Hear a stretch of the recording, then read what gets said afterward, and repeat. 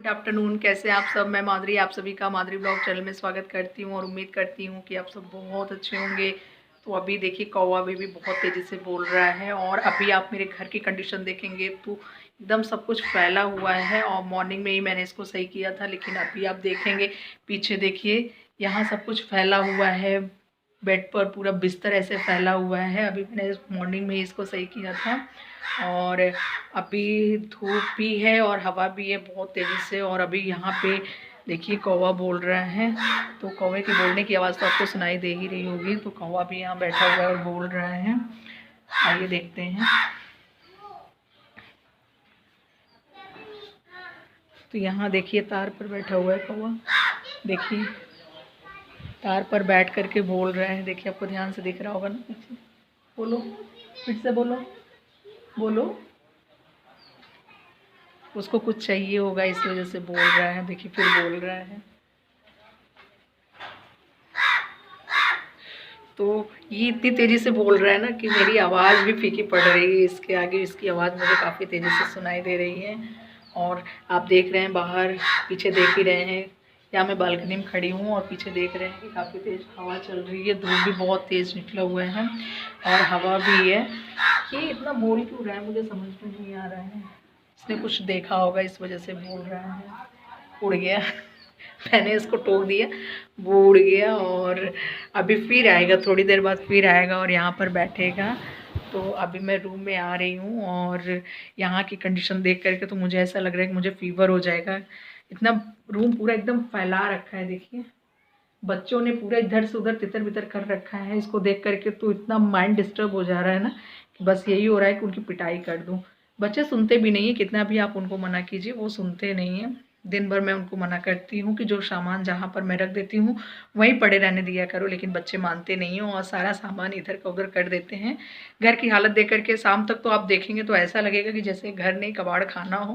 पूरा एकदम सामान इधर से उधर फैला देते हैं। और बुक्स देखेंगे, बुक्स, पेंसिल, इरेजर, ये सब तो पूरे घर में ऐसे फैला रहता है। मैं बार बार उठा के रखती हूँ लेकिन बच्चे सुनते ही नहीं हैं। बच्चे इधर से उधर फेंक ही देते हैं। और अभी थोड़ी देर के बाद मैं उसको सही करूँगी। अभी थोड़ी सी क्या बताऊँ, थोड़ा सा सर में दर्द हो रहा है तो इस वजह से थोड़ा सा रेस्ट करूँगी, उसके बाद ही सही करूँगी। क्या करें, बच्चे हैं सुनते नहीं हैं। अब उनको मैं ज़्यादा डांट भी नहीं सकती हूँ क्योंकि बच्चे हैं, बच्चों की उम्र है खेलने की, तो अभी वो खेल रहे हैं। और आपको दिख रहा होगा इधर मैंने बुक्स रखी है, ये मेरी बुक्स हैं। यहाँ पर ये जो बुक्स मैंने रखी है ना, ये मेरी बुक्स से मैं इनसे पढ़ाई करती हूँ। लेकिन सही बताऊँ तो जो टाइम मिलता है उससे मैं पढ़ाई करती हूँ एकदम। अब तो ऐसा लगता है ना कि जैसे बुक्स लेकर के मैं बैठती हूँ पढ़ने के लिए तो बोरिंग सा लगता है। ऐसा लगता है कि जैसे बस तुरंत पढ़ो और तुरंत उठ जाओ वहाँ से। क्या होता है ना कि जब मैं पढ़ने के लिए बैठती हूँ ना तो मेरे दिमाग में कई तरह की बातें चलती रहती हैं कि मैं ये सोचती हूँ कि मैं जब पढ़ने बैठी हूँ तो फिर ये सोचती हूँ कि थोड़ी देर पढ़ा मैंने, फिर मेरे दिमाग में ये आया कि क्यों ना फिर मैं कोई काम कर लूँ, थोड़ा सा मेरा काम ही हो जाएगा। तो इस वजह से थोड़ी सी पढ़ाई होती है, उसके बाद से फिर मैं बुक को रख देती हूँ। हाँ, नोट्स वगैरह मैं बनाती हूँ और नोट्स में मेन टॉपिक जो होता है उसको मैं राइट करती हूँ। ये बहुत ज़्यादा ज़रूरी है। जब भी आप पढ़ाई करने के लिए बैठें तो आप अपने साथ पेंसिल या पेन का यूज़ ज़रूर करें, लेकर के ज़रूर बैठें। आप कोई भी टॉपिक पढ़ रहे हैं तो उस पे पेंसिल या पेन से मार्क ज़रूर कीजिए। इससे ये होता है ना कि अगर आपको कभी उस क्वेश्चन को देखना हुआ उसका आंसर तो आप आराम से देख सकते हैं और उसके लिए उसको आप समझ सकते हैं अच्छी तरीके से। ये चीज़ बहुत ज़्यादा ज़रूरी है। अगर स्टूडेंट लाइफ में हैं तो आपके अंदर ये हैबिट होनी चाहिए कि जब भी आप बुक पढ़ने बैठें तो एक पेंसिल ज़रूर लेकर के बैठें।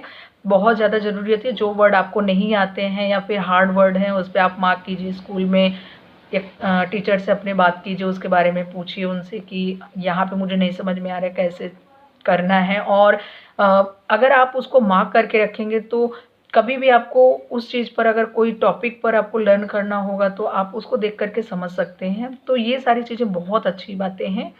पढ़ते समय इन सारी चीज़ों का ध्यान रखना चाहिए। और दूसरी चीज़ तो मैं ये बोलूँगी कि आप अपना एक स्टडी रूम अगर अलग से बनाते हैं तो वो आपके लिए बहुत ज़्यादा हेल्पफुल होगा, क्योंकि अगर आप बेड पर बैठ कर के पढ़ाई करते हैं तो आप प्रॉपर वे में पढ़ाई नहीं कर सकते हैं।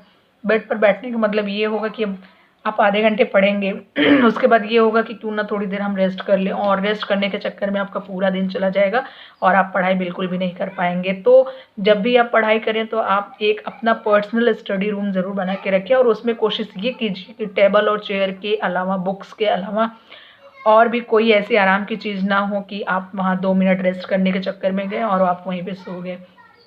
तो ऐसा नहीं होना चाहिए। और मैंने एक चीज़ नोटिस किया है कि जब भी पढ़ाई करने बैठते हैं ना, तो पता नहीं क्यों नींद बहुत ज़्यादा तेज़ी से आती है, और उसी समय नींद, ऐसा लगता है ना कि असली नींद उसी समय आ रही है। क्या आपके साथ भी होता है ऐसा? मेरे साथ तो बहुत ज़्यादा होता है, और मैं इस वजह से ही मैं बहुत ज़्यादा परेशान हो जाती हूँ कि जब भी मैं पढ़ाई करने के लिए बैठती हूँ ना, तो मुझे अजीब सी एक ऐसा लगता है कि जैसे मुझे कितना रिलैक्स फ़ील हुआ है, और मैं उस समय सोने के लिए बहुत ज़्यादा ऐसा लगता है कि मुझे नींद बहुत तेज़ी से लगी है और मैं तुरंत सोने के लिए चली जाती हूँ।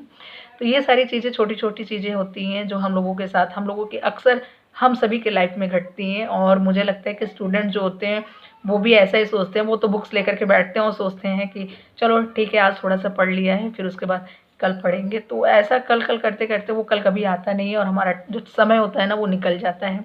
तो इसी तरीके से हम पढ़ाई नहीं कर पाते हैं। और बाकी आप टाइम टेबल अपने अकॉर्डिंग बना कर के ही, जो आपके पास टाइम बीच में मिल रहा है उसके अकॉर्डिंग ही टाइम टेबल बना करके पढ़ाई कीजिए, आपको बहुत प्रॉफिट मिलने वाला है। और अभी तो कुछ वैकेंसियाँ आने वाली हैं, जो स्टूडेंट प्रिपरेशन कर रहे हैं, किसी एग्ज़ाम की तैयारी कर रहे हैं, उनको बेस्ट ऑफ लक। और 16 फरवरी से बोर्ड एग्ज़ाम स्टार्ट होने वाला है, तो आपके पास अब समय बिल्कुल भी नहीं है। पढ़ाई में मन लगा करके कीजिए, पढ़ाई में मन लगाइए। और मैंने क्या बोल दिया कि पढ़ाई में मन, सॉरी उसके लिए, थोड़ा-सा वर्ड ना जल्दी-जल्दी में इधर-उधर निकल ही जाता है, और क्या करूँ, कभी आदत नहीं है, और अचानक मैं कैमरे के सामने आती हूँ ना, तो मैं भूल जाती हूँ मुझे क्या बोलना है, क्योंकि पता नहीं क्यों पहले कभी मैंने बोला नहीं है, और अब ऐसे मैं बोलती हूँ ना, तो पता नहीं क्यों मुँह से निकलना होता है कुछ और निकल कुछ और जाता है, तो इसके लिए मैं सॉरी बोल रही हूँ।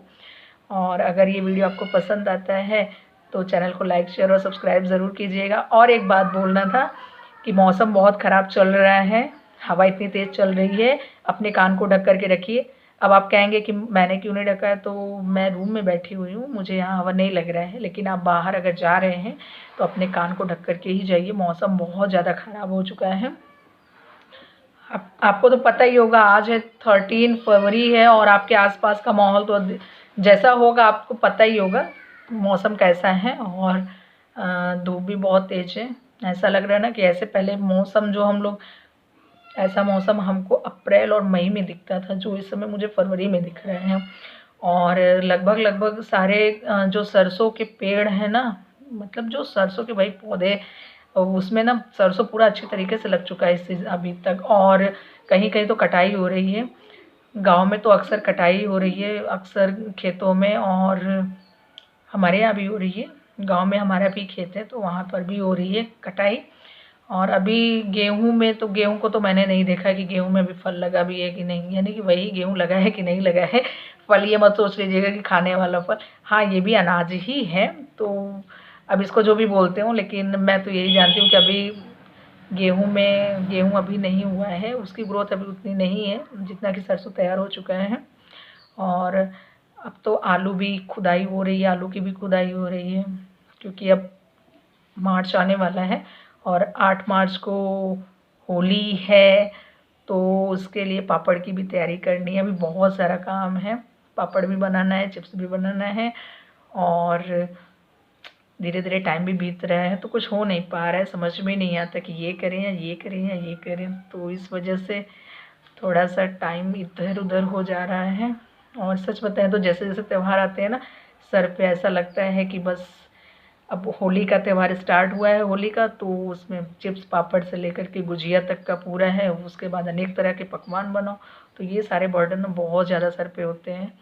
और बहुत ज़्यादा, जब तक कोई फेस्टिवल, सही बताऊँ तो जब तक कोई त्यौहार बीतता नहीं है ना, तब तक तो ऐसा लगता है कि जैसे सर पे वही त्यौहार उसी का, कि हाँ अभी ये त्यौहार आने वाला है और इसके लिए भी इतना काम करना है, ये करना है, वो करना है। तो एक जो मैरिड लाइफ होती है ना, मुझे लगता है कि बहुत, क्या बताऊँ, मेरे लिए तो बोरिंग ही है। आपके लिए कैसी है आप मुझे ज़रूर बताइएगा, लेकिन फिर भी मैं अपने आप को खुश रखती हूँ, और कोई भी फेस्टिवल होता है ना तो बहुत एंजॉय करती हूँ। और अच्छा लगता है फेस्टिवल।